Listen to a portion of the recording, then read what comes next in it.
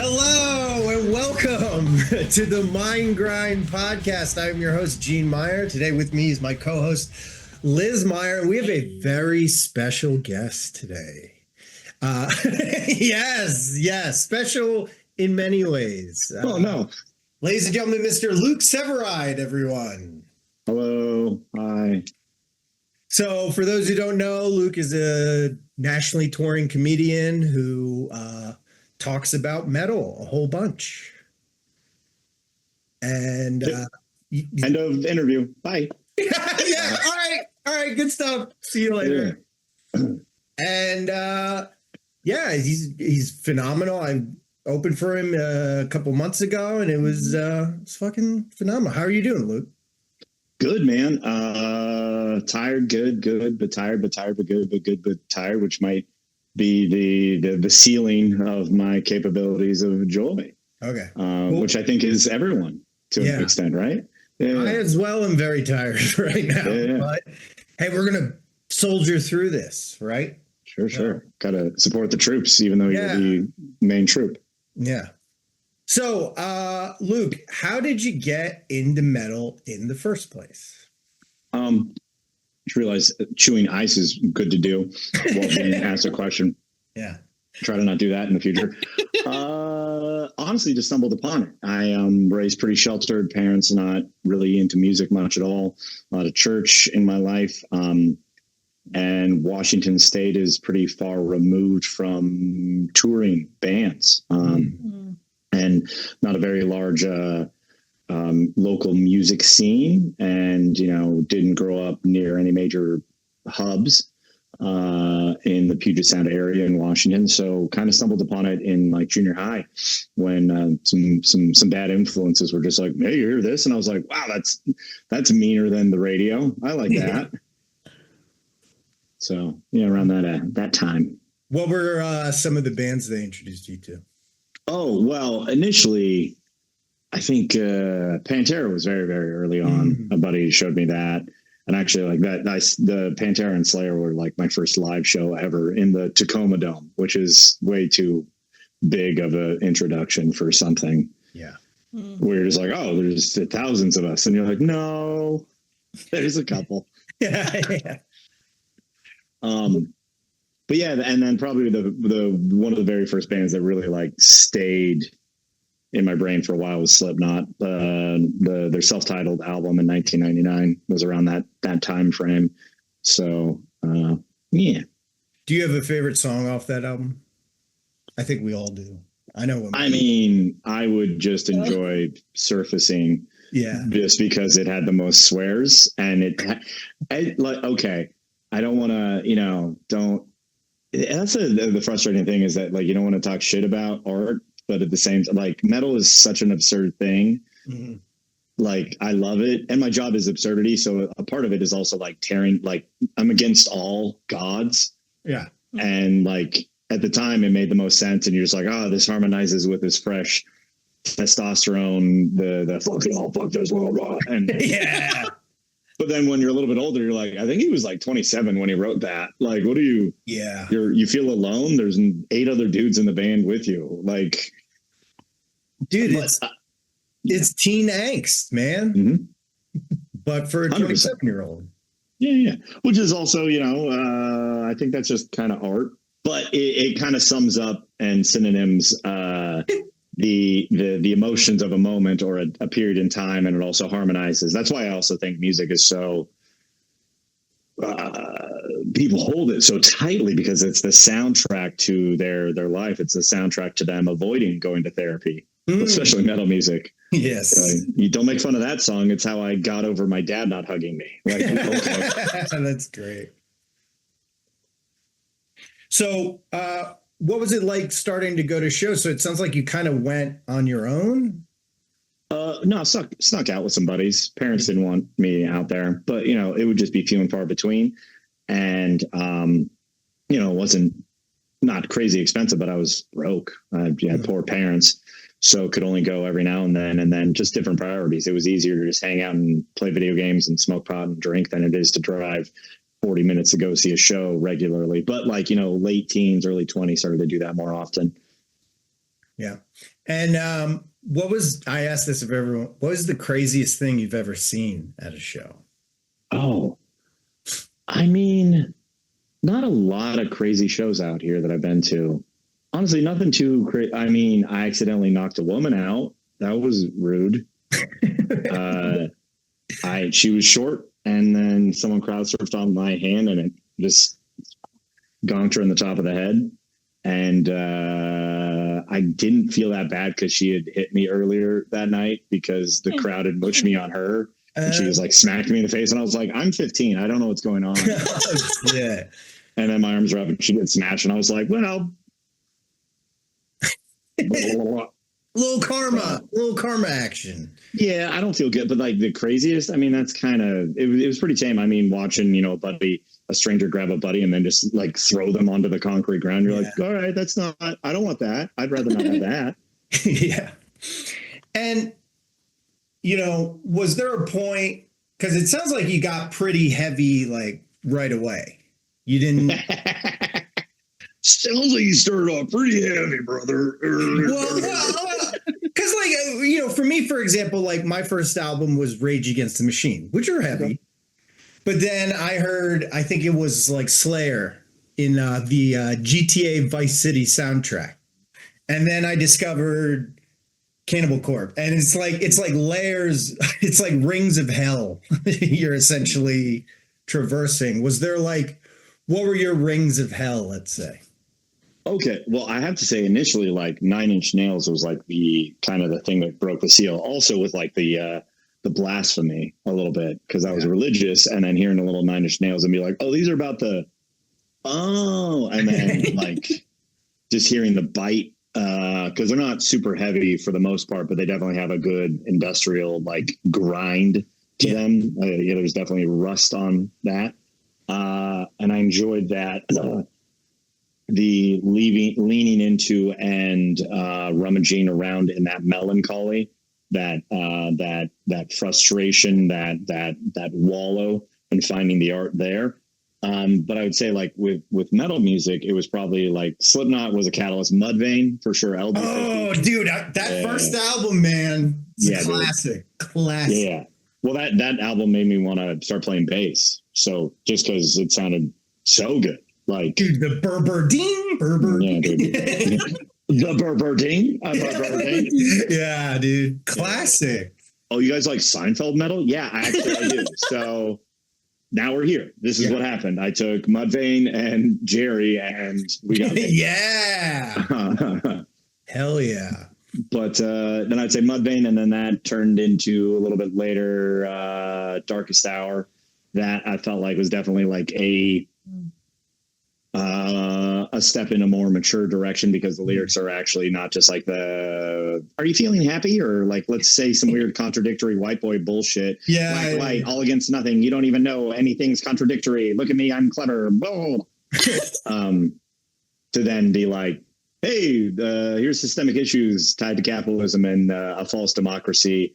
One nation under the gun. Forward thinking is shunned. Morbid tradition, archaic value system. Where violence justified, it's just another fried one nation under the gun. Whoa. Fucking, dude, hidden hands of a sadist nation. It's fucking. Damn.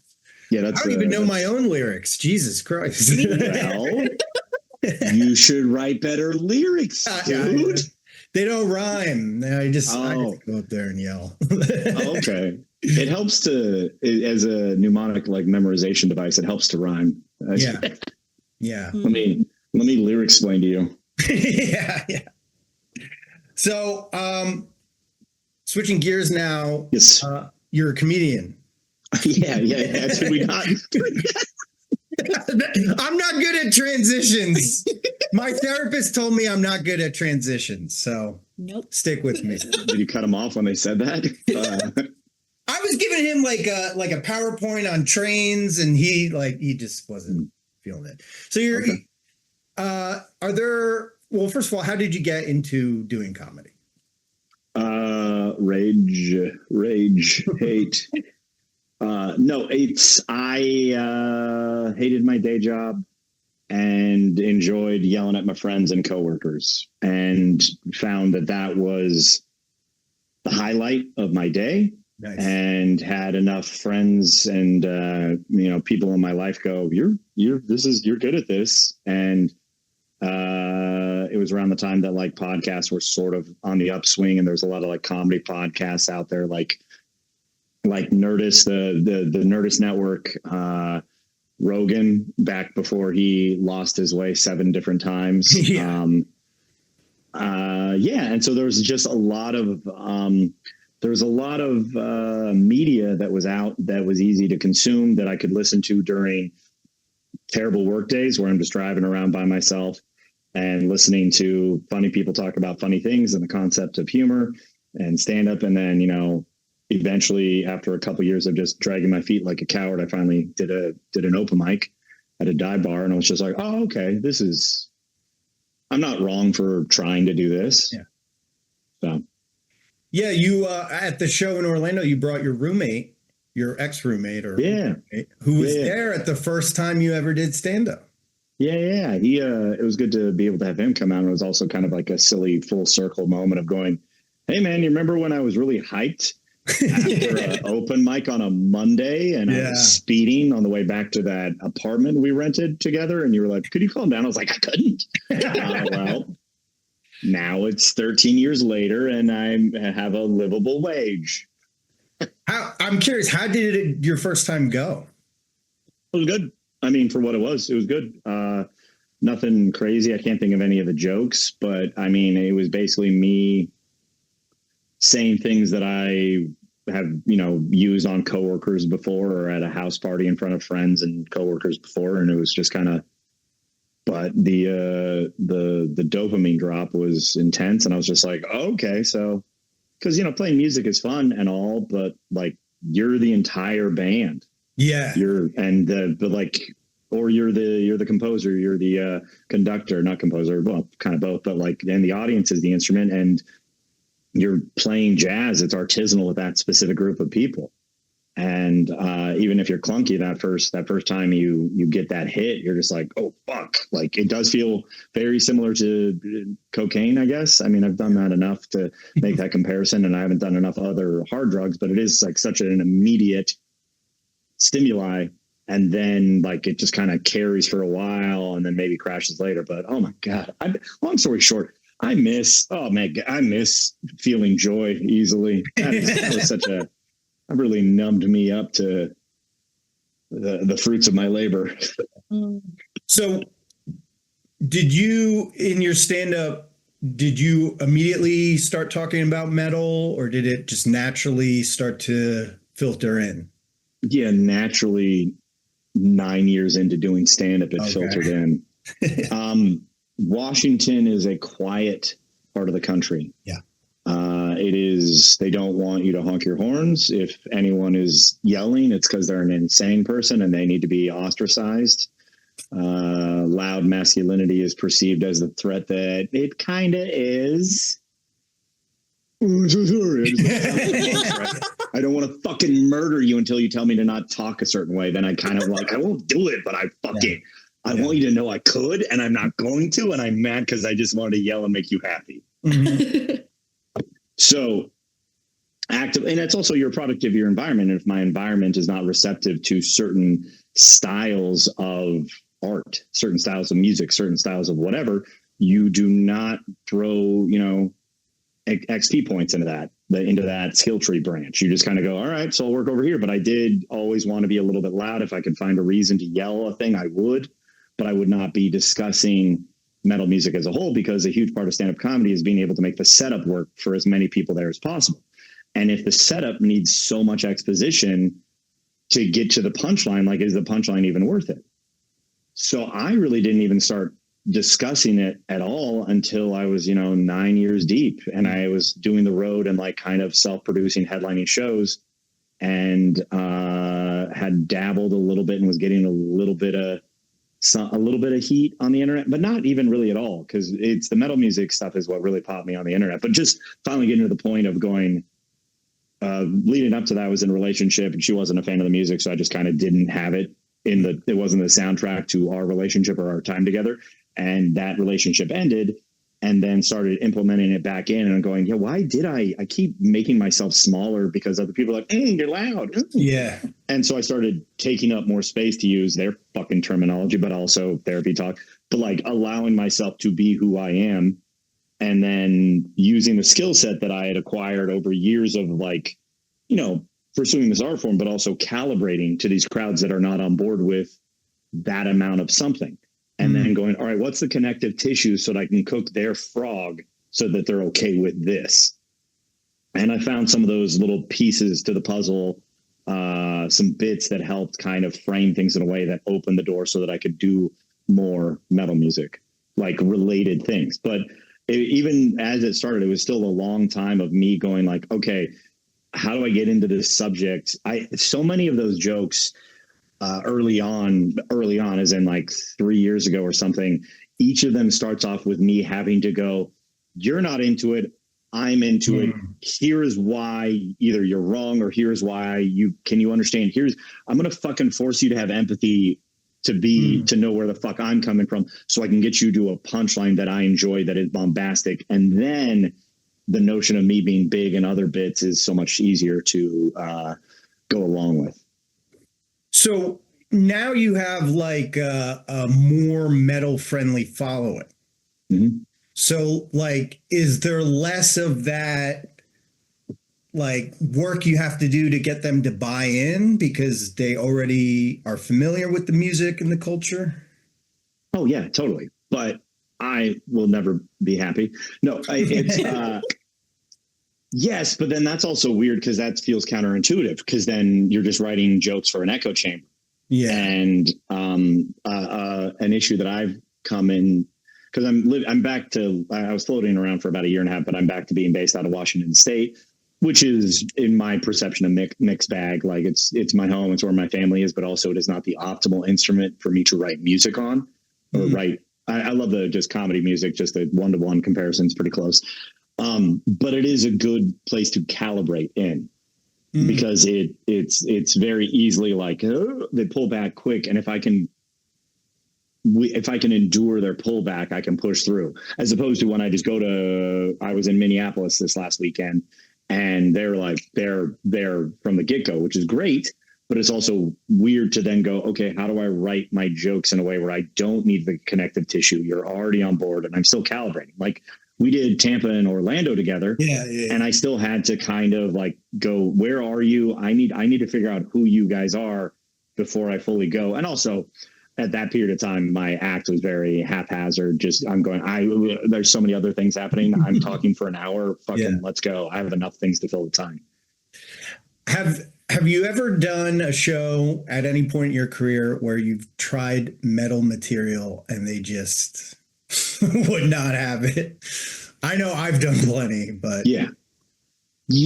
I mean, it's been a little while because most of my gigs are now like self-produced. Yeah, but not too much in that vein. Because also, if I saw a crowd and saw just like a bunch of old blue hairs and button-up shirts, I'd be like, okay, which jokes can I do? Which one? And it is because I've written a bunch of the jokes in a way that are like, I'm acknowledging your absence of appeal in this thing. You're going to feel seen because I'm addressing the emotion you have when I'm discussing the subject. Now, this is my opinion. Here is the in between. Here is the payoff.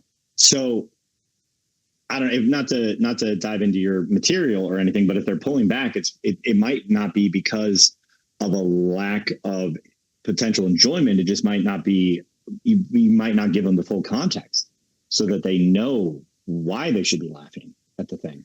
And also, she looked at you when I made that. She was like, meh, and I was like, it might just be shitty material, which, you know. Okay, don't take what I said and then say it's so much faster than me.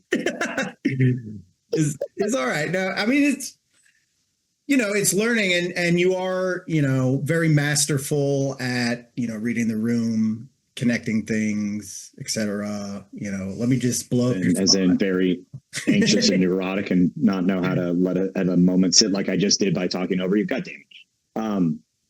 and I wasn't saying the jokes were shitty, but I'm saying that like that is a potential issue, is that like, because you do have like, hey, here's Limp Bizkit joke or something like that, and it's just like, there's so many people who don't know outside of just like a headline from a decade ago, and then you're like, okay, well then what's the joke you say on that can bring them up to speed? Yeah. I did an open mic in New York a couple of years ago, and I did the Limp Bizkit joke, and it was all these Gen Z kids who had never heard of them. And it was like beyond a comedy context. I was just like, how do you not like what? I felt so old. But that's sorry, what was that? Oh no, I was talking about Limp Bizkit and I said chocolate starfish, and one kid was like, "What's that?" And I was like, "I don't know how to explain this to you." Yeah, it's not no one should be a fan of Limp Bizkit. Oh, come on. Come on now. Hey, whoa. I like angry nursery rhymes sung by a man named Fred. He's the songbird of our generation, really, truly. Oh, and that's like why society is where it is. No, it's but also like that. I'm saying that's the environment I came up in. Is like an absence of the same culture. So it's good. Like say when you open for me in front of my crowds, you don't need the added context. But I'm saying for other ones, like it is that weird little. And that's a huge part of the creation of quality stand-up comedy, is that like you need to find your audience, but also on the way there, you need to calibrate for a future audience. You need to be drawing people in and going, don't you understand why the thing I think is funny is funny? Yeah.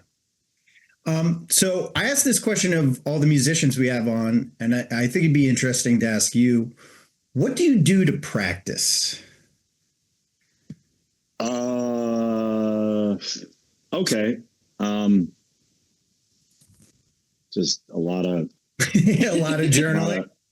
Well, I don't know if it's journaling so much as writing out like set lists and then letting the chaos of creation show up in the moment, smoke some pot, hike a hill. Yeah. That was a dick pic that I then like wrote around. Nice. Love it. It's fine. Someone sends you a nude and you're like, well, I need a trim, but I can at least draw you something nice. That's great. And then if you look really close, it says vein humor. And then there's little pube jokes around there too. So that's nice. Use every part of the buffalo. For me, my writing process is honestly, cannabis is a little bit too much a part of the routine. That's the weird little shameful, always broken sinner boy in me. But I hike hills. I go to the gym. And the elevated element of like THC makes me a little bit less. I'm more willing to yes and my stupidity, and then I listen back to a set, or I think about certain jokes where I'm being physically active too. So there's multiple. I'm just a dopamine fiend, and I want my body to give me a bunch of shit so that when I go and here's the creativity, I go, oh, fuck yeah, that's great. Write it down. Cause then you got to swing big, and then you got to pull it back at some point, or even that big swing, and then be willing to like take that on stage and calibrate, especially when a lot of the times I'd be calibrating in front of audiences that are not ready or willing to handle someone being fucking big. So here's another awkward transition. Are you ready? Sweet. No, it's less awkward now that I'm ready. I've been forewarned. So this is, part of this podcast is mental health focused. What does mental health mean to you? Does it influence your art at all? And how do you take care of yourself? Yes, no. Nice. Excellent. Yeah, no, it's not ideal, but fail forward, fuckface. It's a daily issue, constant. I think for the last 5 years, and I know it was before that, but definitively for the last 5 years, ever since the pandemic, I've kind of just been in a fight or flight mode, trying to figure out how to get my career where I perceive it needs to be, because that was also the moment. And I've been broken brain for many more years longer than that, but like that is like for sure the current headspace that I'm in, where it's a lot more introspection, a lot more critique of behavior and how to try to figure out better ways. In the same way that you're trying to figure out how to make a joke and a set work, I'm trying to figure out how to make a me and a life work better. And that's exhausting, especially since I'm kind of a scatterbrained man. And it's very important, because if you're not a fan of you, if you're not able to go about the day to day, like no one else is going to make your life better but you. So you kind of have to it's DIY till I DIE type of shit, you know? And I need to put that on merch. I fucking love that. Yeah, that's really good. I'll write it down. Picture the letters you said, because I'm dyslexic and autistic, so I was trying to say, I was like, oh, that says die. Yeah, he's writing it down. Yeah, I've written it down before, but also I've written many things down that I've done nothing with repeatedly. But it is, I mean, it's very important, and it's also like the world is more stressful than it has been in a very long time. We have so many more things actively being dismantled in front of us in real time, and so much more disinformation, and so many, the water is being so thoroughly muddled that you have to like find your peace while also not being disconnected from reality. And I'm self-employed. I'm my own boss. I'm my own everything. I mean, I clearly have people in my life and everything like that. I have those relationships, but like when it comes to like my career, even if you have an agent and a manager or whoever, like at least at this stage of my life, it's like they'll open a door, but you still need to do all the work after that.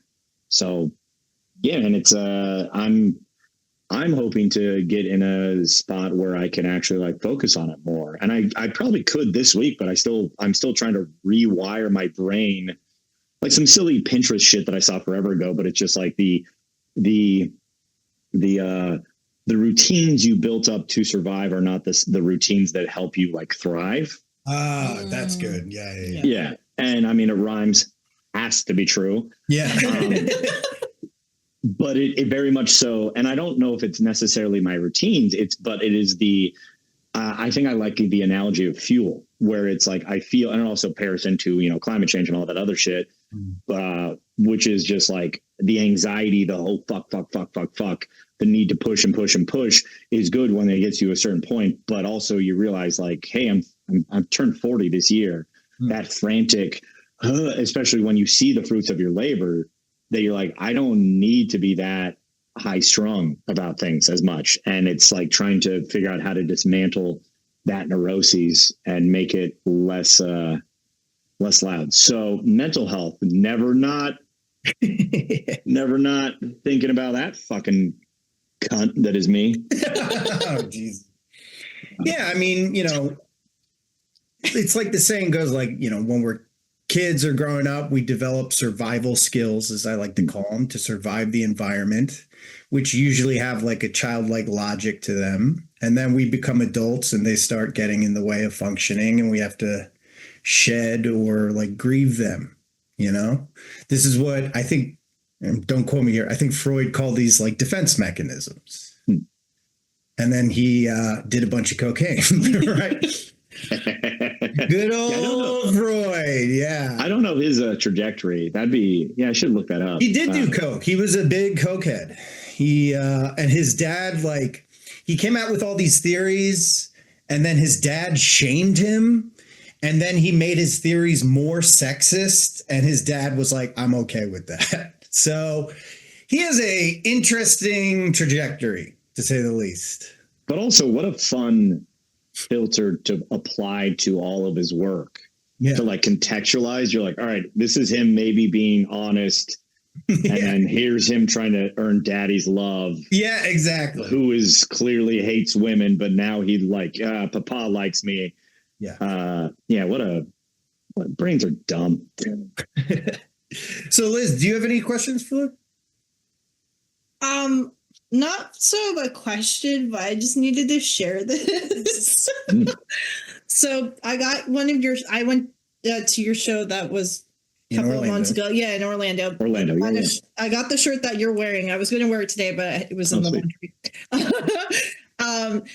I recently went to somewhere with my dad, and we had to get Chipotle afterwards because we were hungry. And this lady saw my shirt through my like sweatshirt. She's like, "Oh, my son has that shirt," and I was like, "Oh, really?" So like, I took off the sweatshirt. She only and then she realized she read the kids, and she didn't see the don't. So she said it just said kids deserve drugs, and she looked at me, and I was like, "Wait, hold on, let me get the rest of my sentence." And she was like, "Oh, that's different." I was like, "Yeah, I know someone who gave me the shirt. He's a comedian. You should check him out." She's like, "Okay," and I was like, I just wanted to tell you that because I thought it was hilarious. But yeah, I think that's what that shirt's kind of designed for, the fake out, right? A little, I mean, not intentionally. Like, I honestly, I don't think my merch threw that much, clearly. And I mean, this is actually this is the OG version of this because it's just a black t-shirt, not the smoky one, which is probably the one you have actually, which visually I kind of like more. I like the fit of this one a little bit better. But it is, I've worn this to the airport and just been like, why is everyone looking at my tits right now? And I'm like, oh yeah, it's because it's funny. It's funny on my chest, my bad. But it is, the subtext of this joke is like, oh, kids don't deserve drugs. It's a play on dare. Yeah. But also, like, I have jokes about getting diagnosed with ADHD later in life. And I'm like, if I was a kid and had a little bit of meth, I would be so much better off by now, probably. Like, I would have finished. I mean, hypothetically, careful. I mean, you're talking to recovering Adderall addicts. Yeah. So. Oh, sure. I got mine when I was 6. Yeah. But no, you had a good bit about at the Tampa show about how you took it and you felt normal. And you were pissed off because you're like, this is what normal people feel like. And this is very much me later in life going through this after I've already gotten drunk and high and done plenty of other drugs. Yeah. But like when they initially, the dosage they gave me, I took it and then I had some caffeine too. And then I was just like grating my tongue against my bottom retainer on the way to a show that I then was like, I'm not going to pace on stage. My heart rate is already too high. Yeah. I was like, give me smaller amounts of meth so that I don't feel like this when I'm trying to live. Yeah. So that's why I'm like, maybe I would have been a recovering Adderall who knows? But I'm the whole point is that I'm making is that I'm like, oh, the irony of this shirt. I didn't think through how you're going to engage with someone because I didn't even think through how it directly is like the inverse of what could have made my life better. Like the sentiment behind it is like the opposite of how I'm like, if my parents weren't just fucking goobers, sticks in the mud and let me try a little bit of drugs, I might have been able to finish book reports instead of being like, I know the book front to back, but I can't sit down there because when I start a sentence, I'm already thinking the full paragraph and I'm fucking trying to finish the paragraph in the first sentence because my brain is already fucking done with this dumb fucked subject. I agree. Yeah, you use the term neurodivergent in your set, your act, and it's like a spectrum, all types of, ADHD, autism spectrum and stuff. And I assume you identify as neurodivergent. Sure. I mean, I feel like labels are kind of dumb. Not dumb, but they're just too easy to be like, it's who I am. And I mean, it's too easy to, this is my new God. This is my new architect instead of like just navigating the gray area that is everything. But I mean, yes, I guess technically, and I do use that term. I'm just kind of, maybe I just feel weird, like going, like grabbing a thing going, yes, this is me. Because then it feels like some sort of like authority or something, as opposed to what I'm doing right now is like, I'm outside and here's my authority over that. Yeah.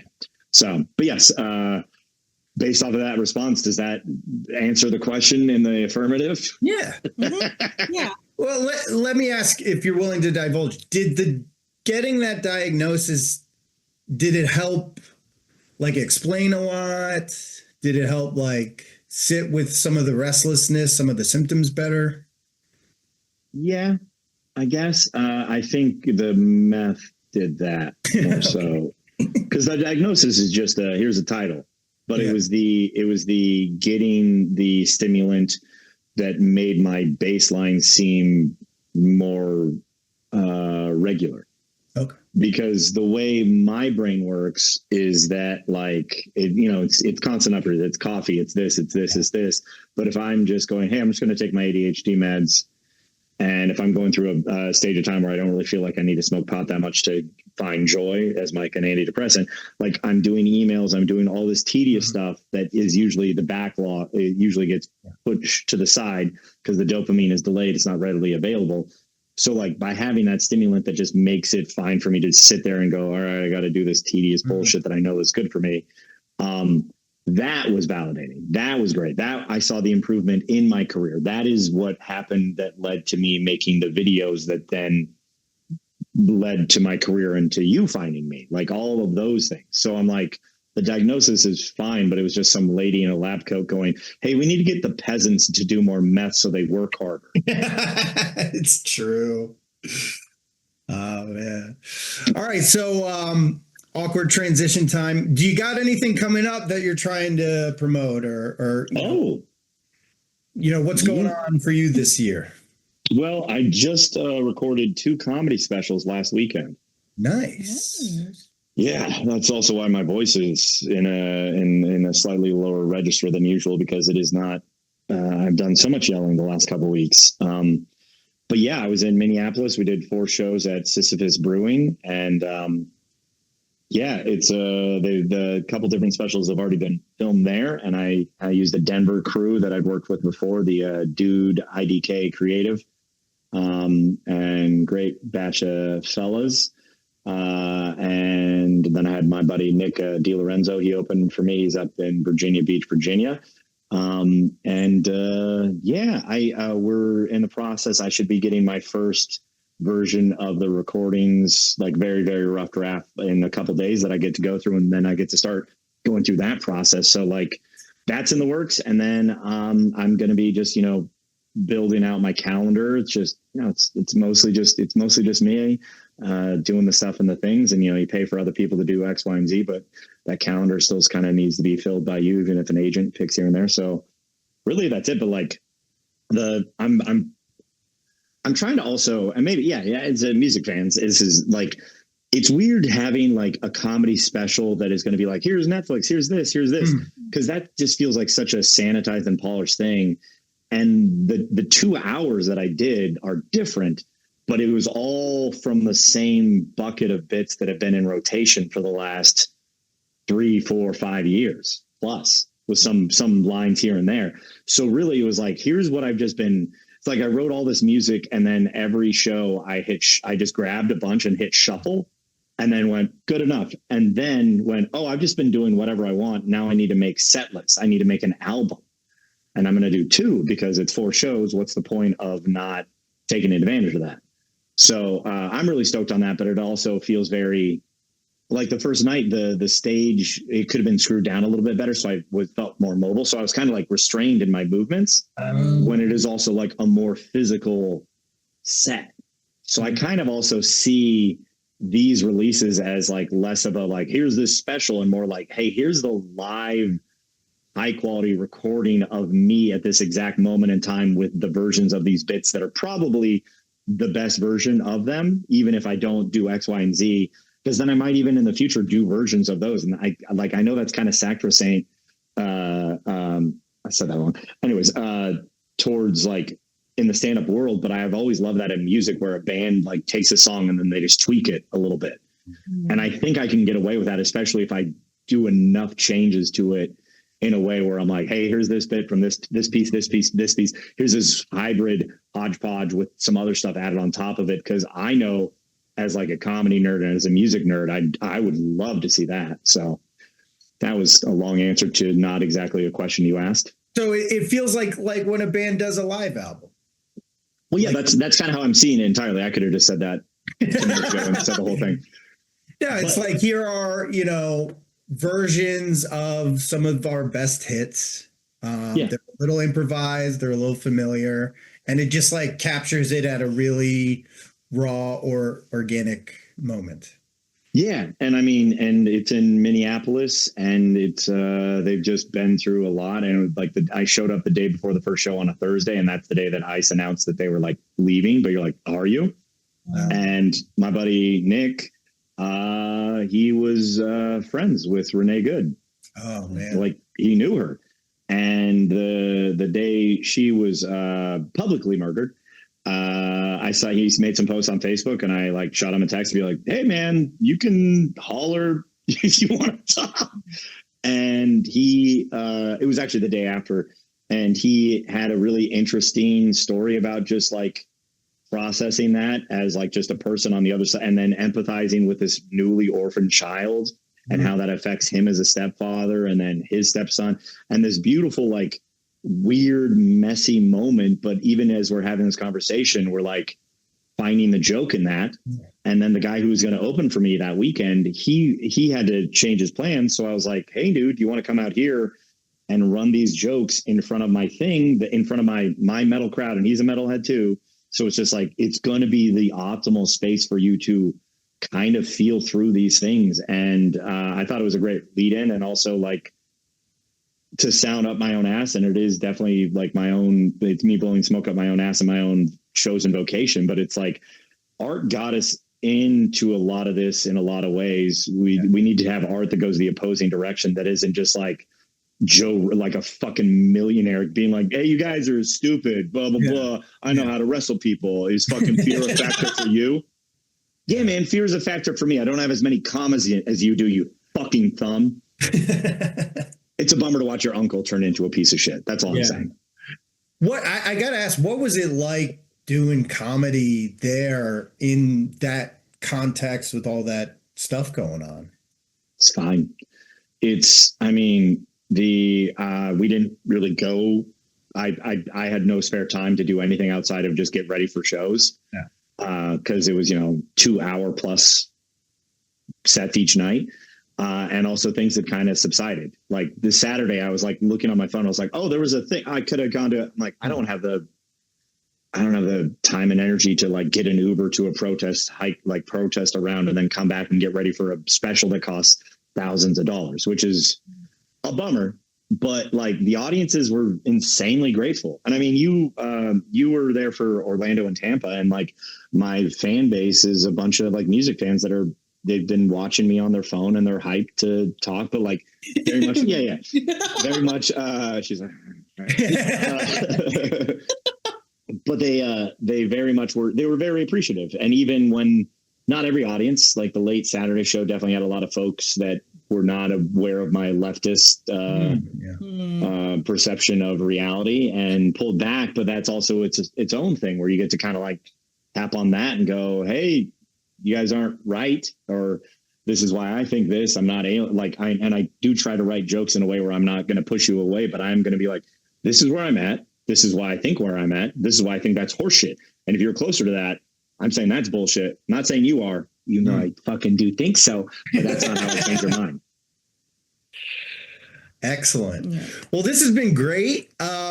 Before we go, are there any newish bands or modern bands that you've been listening to? Let's see here, off the top of my head. Boopity bop bop bop bop bop.